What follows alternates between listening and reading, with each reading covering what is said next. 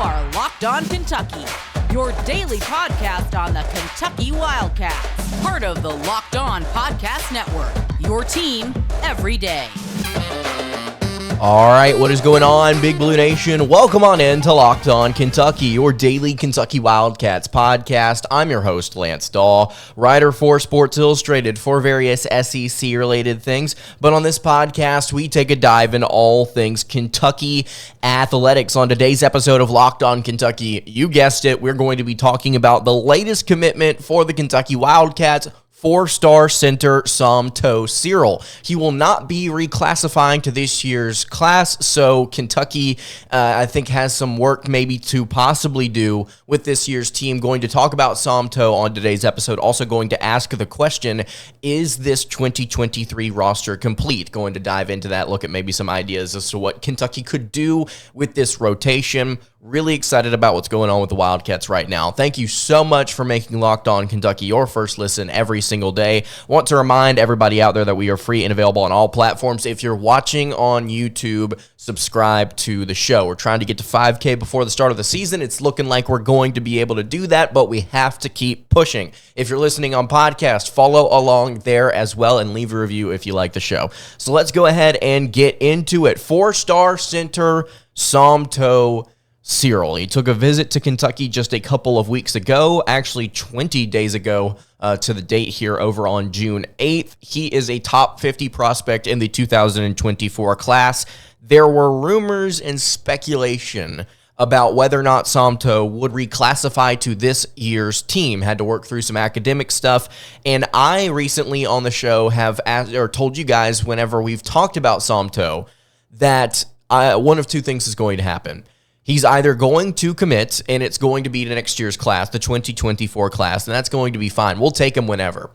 Or we're going to see Kentucky wait until August, possibly, for this news as he wraps up classes and different things like that to get this reclassification going. So UK, I think, is very pleased to have him either way, whether it be in the 2023 or 24 recruiting cycle. Obviously, next year, it's going to be exciting to see what he brings to the team. It's disappointing to not have the opportunity to see baby Shaq on the court this year, but I think we can all wait a season to see what happens. Again, he's a top 50 prospect nationally, number 44 in the 2024 class. He is the seventh best center and the third best player in the state of Georgia. That is for both the 24/7 Sports recruiting rankings and then the 24/7 Sports composite rankings. Actually, the composite rankings have him very close to being a five-star player. 24/7 Sports has him rated as a high four-star. So 6'10", 240-pound center. Where did he play? Well, he actually played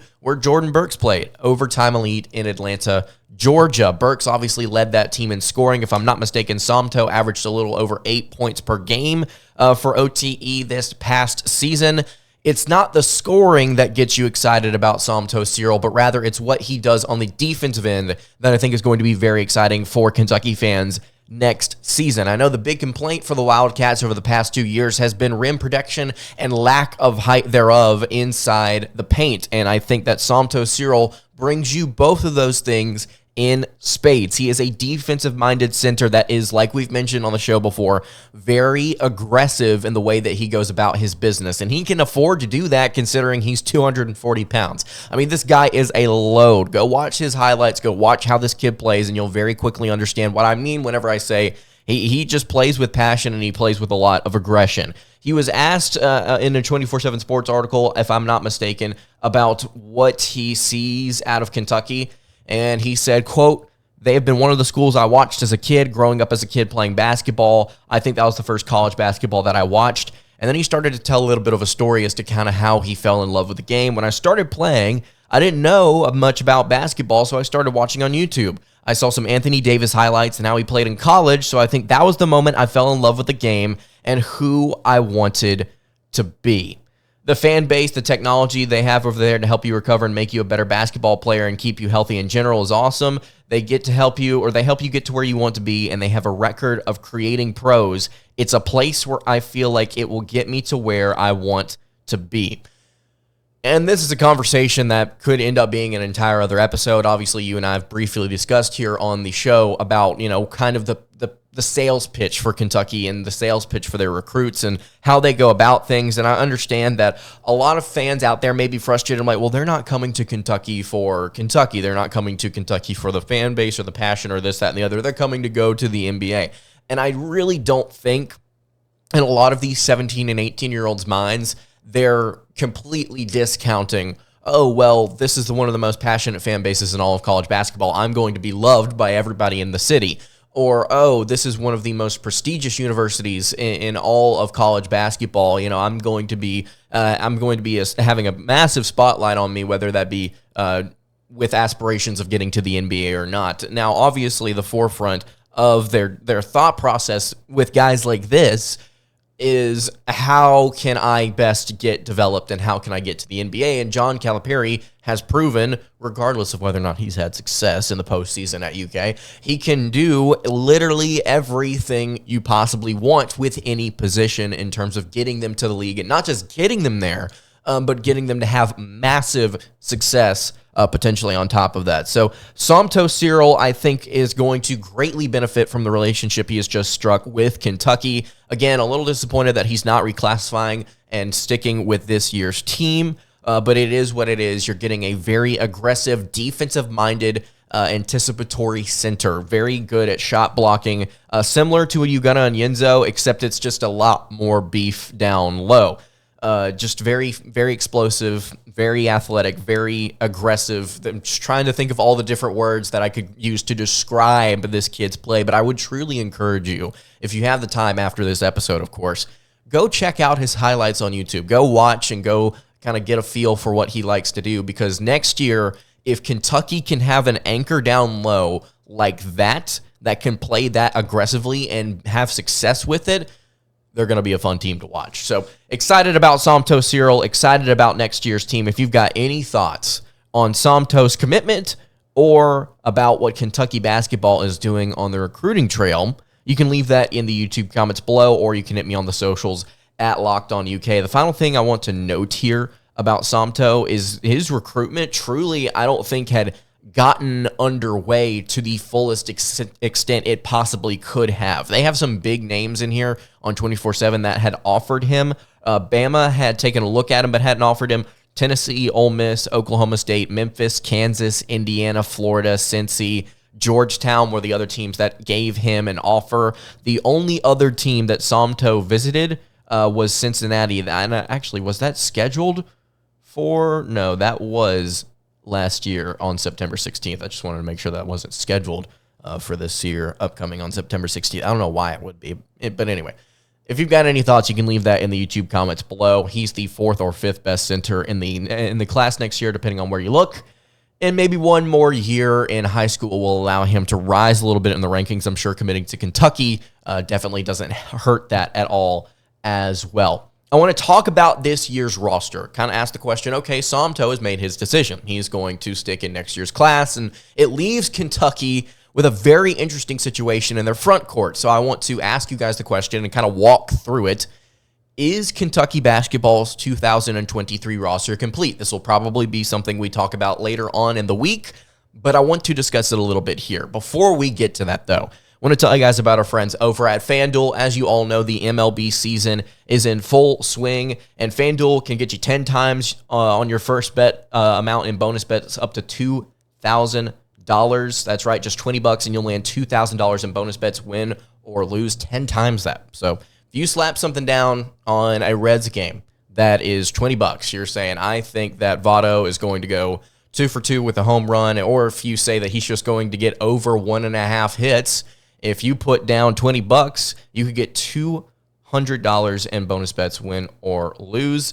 $200 that you can spend betting everything from the money line to the over-under and who you think is going to hit the first home run. It's all on an app that is safe, secure, and super easy to use. Plus, when you win, you can get paid instantly. There is no better place to bet on the MLB than FanDuel, America's #1 sportsbook. You can sign up today and go to FanDuel.com/lockedon to get up to $200 in bonus bets. That's FanDuel.com/lockedon. And if you don't want to lay something down on the Reds, you could always lay something down on my favorite team, the Atlanta Braves. They've been on a hot streak recently, and quite frankly, I wouldn't want to bet against them. But if you feel like it, again, FanDuel.com/lockedon, $200 in bonus bets. That is FanDuel, the official partner of Major League Baseball.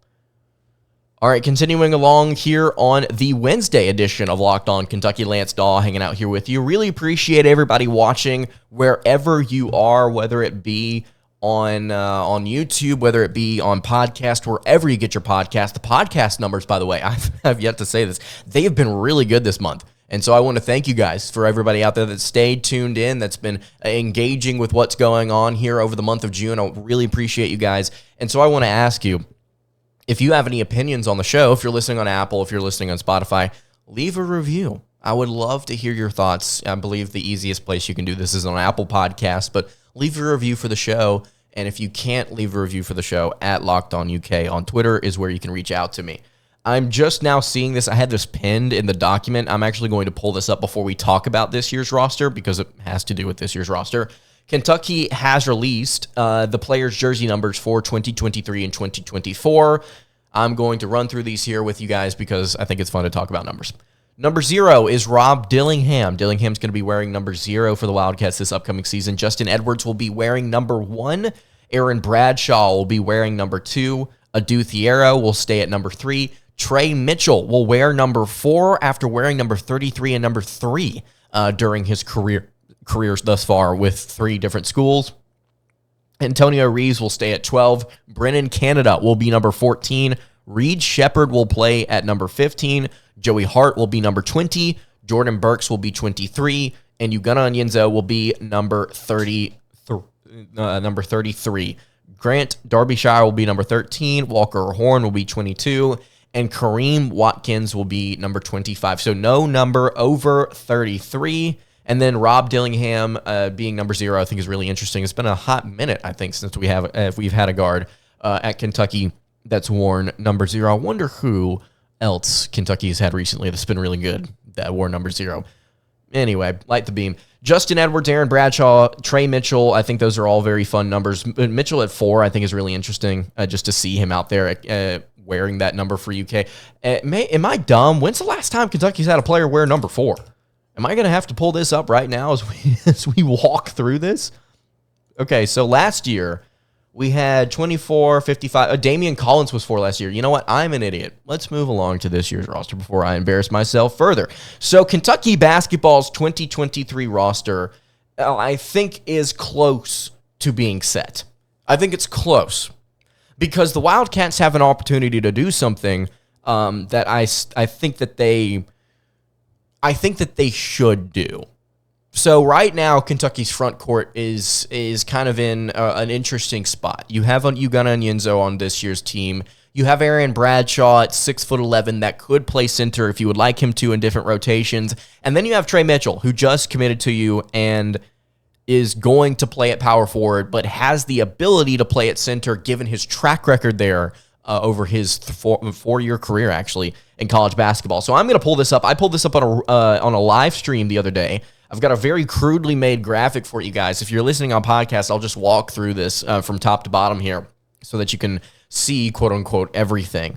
So you've got Rob Dillingham at your point guard spot. You could also have DJ Wagner there. Adu Thiero at your point guard spot, but he could also play shooting guard or small forward. I made that note as well after listening to some of you guys and your opinion on Adu Thiero. Added small forward to his arsenal on this graphic as well.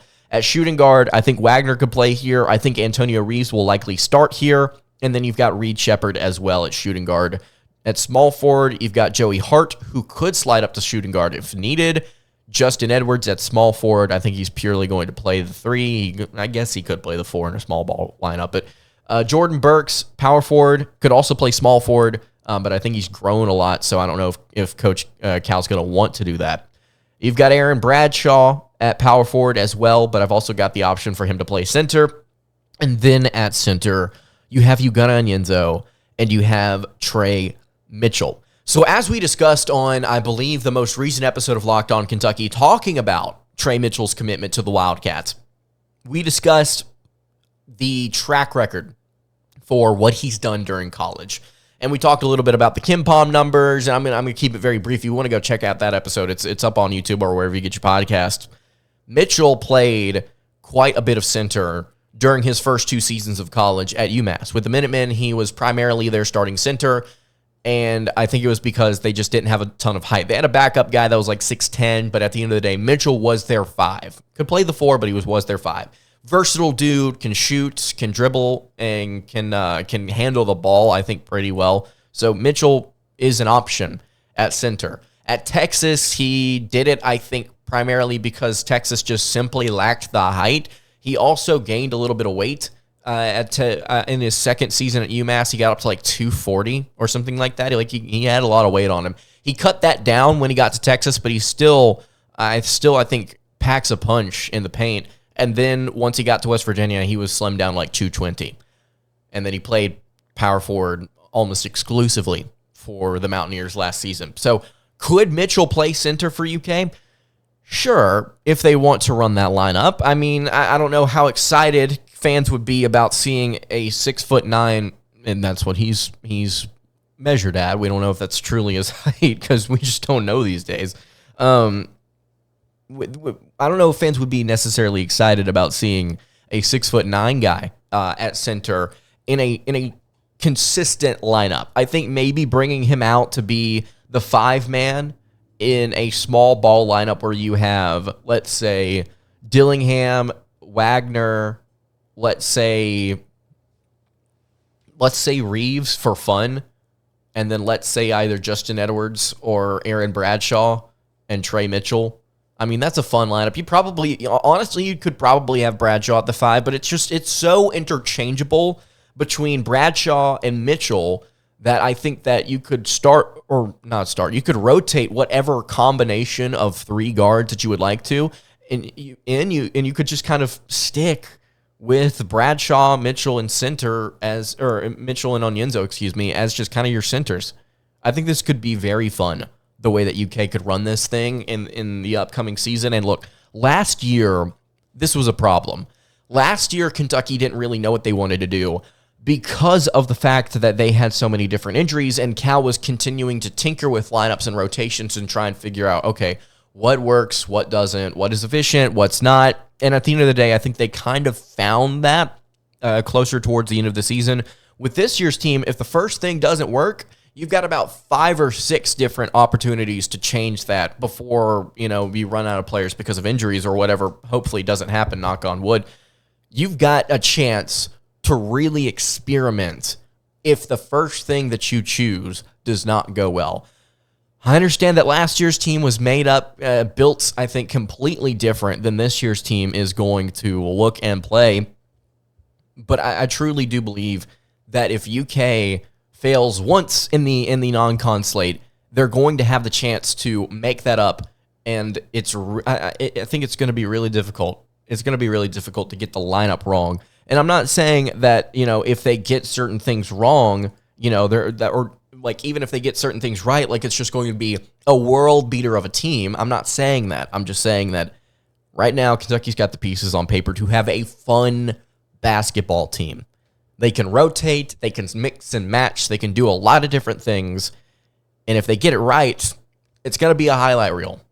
That's all I'll say. So if you've got any thoughts on this year's upcoming team, if you've got any thoughts on Ugonna Onyenso, Aaron Bradshaw, and Trey Mitchell at the center spots, the question, obviously, does Kentucky add one more center?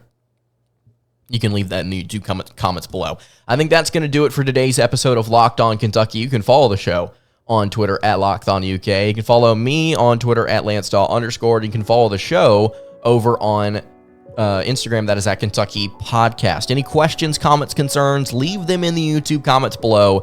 Hit me on the socials. I will see you all tomorrow for another episode of Locked On Kentucky. Hope you guys have a great rest of your day, and God bless.